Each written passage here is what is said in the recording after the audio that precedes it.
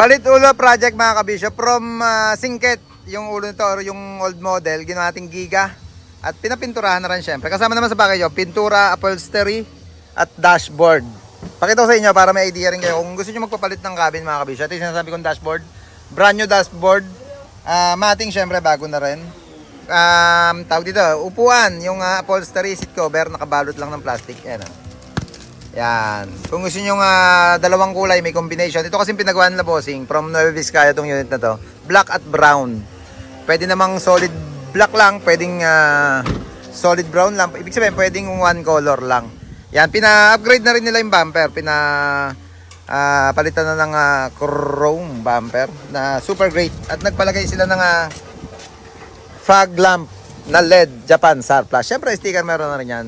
Team Kabisyo, custom build. Pati yung likod nila para bumagay sa cabin. Pinapinturahan na rin, pina-refresh na. Side grill, side light or yung clearance light, Chili Duo. 5 piraso. Tail light, palit na rin. Pinapabap na ng bagya yung mga stainless. Sir Jomar, Nueva Vizcaya, pakita ko lang sir yung unit mo. Pati mga mat card, pinapalitan na rin sir at pinalagyan ng stainless na plate. Ilalim, pinapinturahan na rin niya. Ito yung isang mat card papunta sa likod. May plate din stainless at plate sa ibaba. Ito kay sir, kay Bossing Paul naman to, ng Aluminos, Laguna. Yan. From Giga naman to. From Giga no cabin. Parang ganito yung dati niyang cabin. Pinalitan ng N-Series din. Or N-Series. Yung kay sir kasi from Cytec to Giga. Ito naman kay Bossing Paul. N-Series yung pinagawa niya. Sa loob tayo. Ganun din syempre ang setup bago dashboard natin. Mating. Yan. At yung upholstery. Kulay black and brown din. May stitches. Yung ceiling niya, yan, pinahabol ni Bossing para magandang tingnan. Additional yan mga kabisyo kasi minsan yung stock lang ang nakakabit talaga. Stock lang. Pag gusto nyo i-upgrade, alam naman problema. Para lang malinis tingnan yung ceiling natin. Ito pa isang additional niya, upgrade lang din. Lenovo 4-channel camera.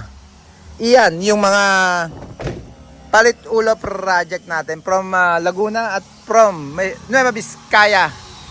Inahabol na lang yung ilaw at yung BAP nga, sabi ko kanina. Sir Jomar, thank you. Yan, pagka may gusto ko ulit pagawa, tawag ka lang sa number namin. Ikutan ko lang ulit yung unit mo, sir. Pati pala yung air cleaner ni Sir Jomar. Pinalagay na niya sa itaas. Ganda rin yung napiling kulay. Pero green talaga yung nakalagay sa papers ni Sir Jomar. Pero sabi ko, lagyan natin parang konting metallic siya.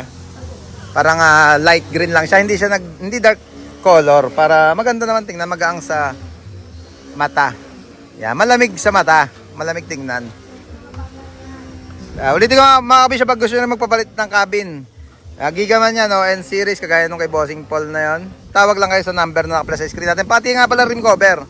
May nakuha pa kami na, may napili pa na medyo makinis ka na. Sabi ko kasi nung nakaraan, sold out na tayo sa rim cover. Yung panlikod na lang ang natira natin. Kaya kung kailangan nyo yung rim cover panlikod, tawag lang kayo sa number na naka-plus sa screen natin. Pati nga pala differential nito, from 6 stud axle bolt.